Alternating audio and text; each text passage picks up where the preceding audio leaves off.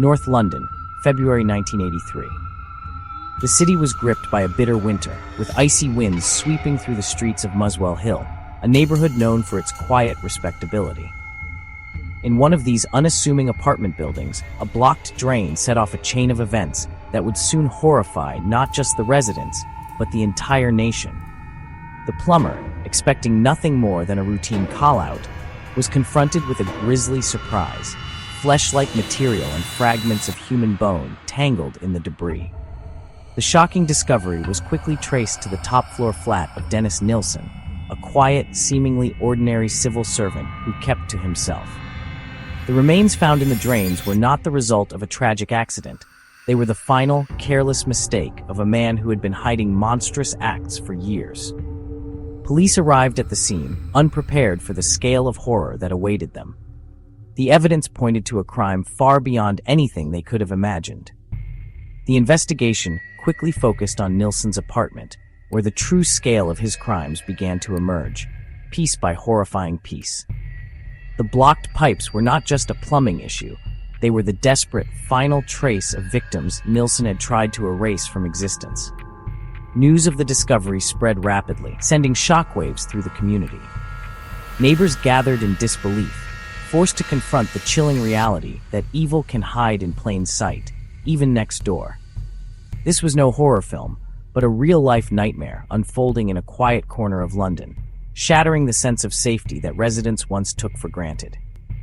As the investigation deepened, police would soon uncover the full, unimaginable extent of Dennis Nilsen's crimes, forever changing the history of Muswell Hill. Dennis Nilsen, born in Scotland in 1945, lived a life of contradictions.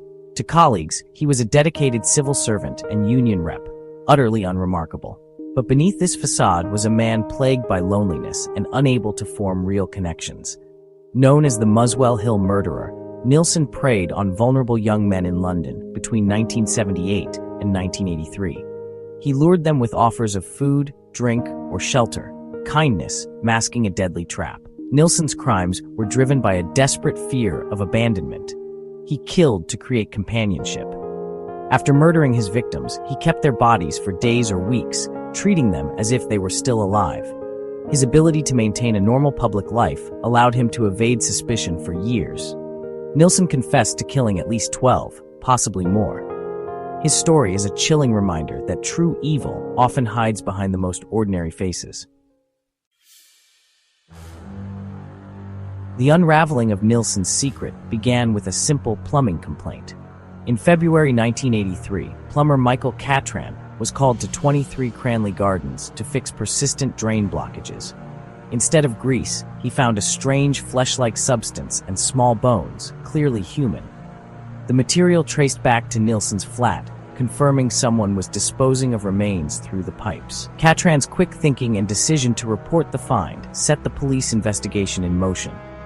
Nilsen's move to a flat without a garden forced him to flush remains, a desperate and ultimately fatal mistake.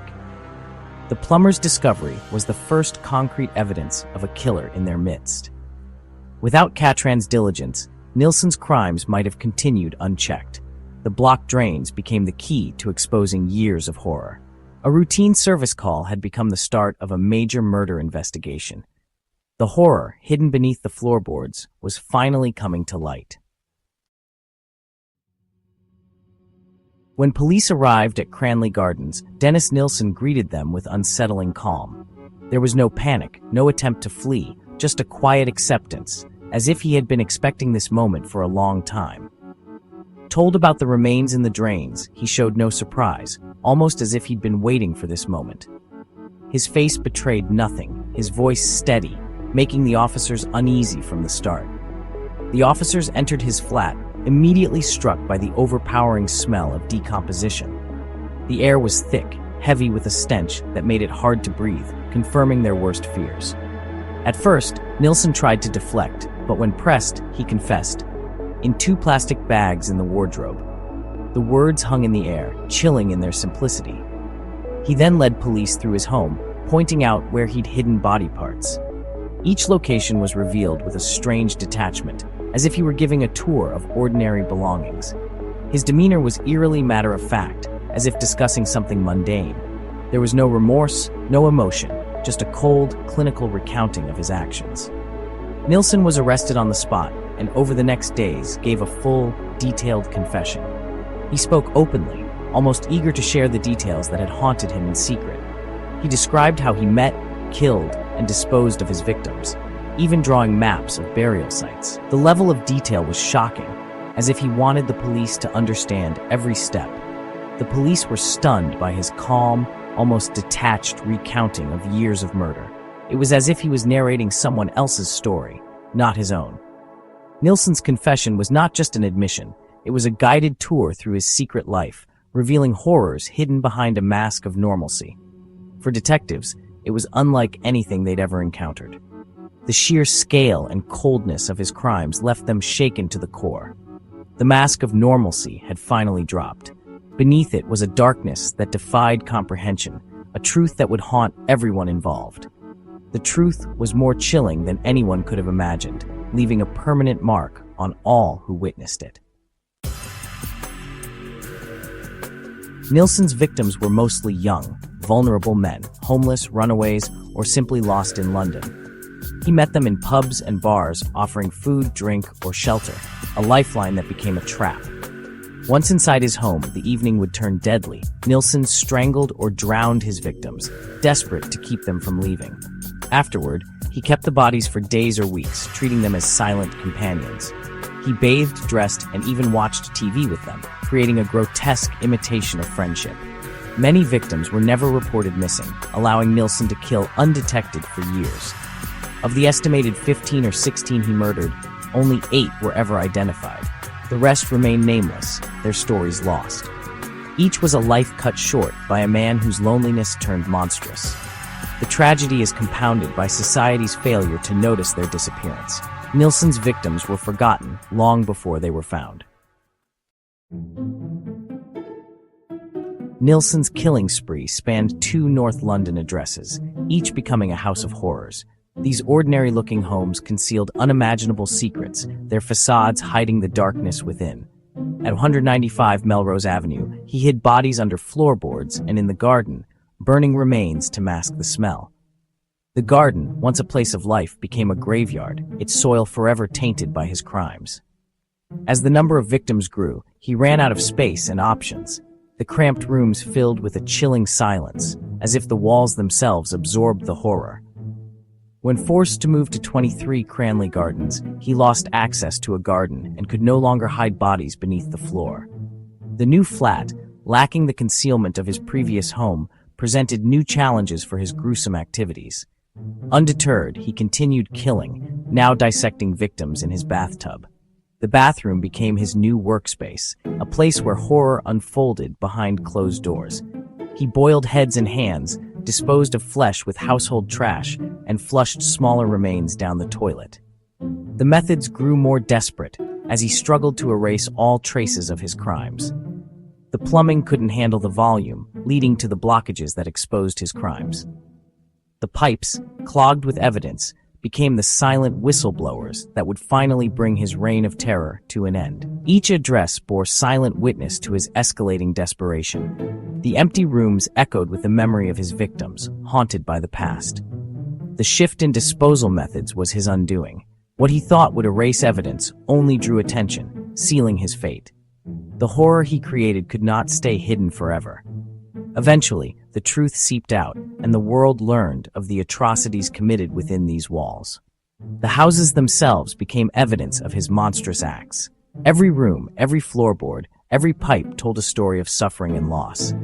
Nilsen's need for control left a trail of devastation behind closed doors, forever marking these homes as places of unspeakable evil.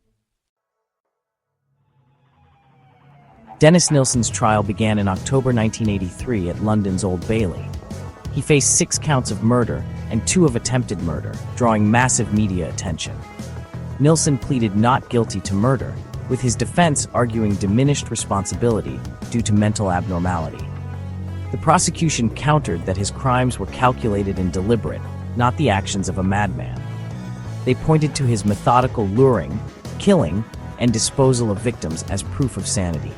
After weeks of testimony, the jury found Nilsen guilty on all counts. He was sentenced to life in prison, with a minimum of 25 years. The verdict confirmed him as a sane, culpable killer.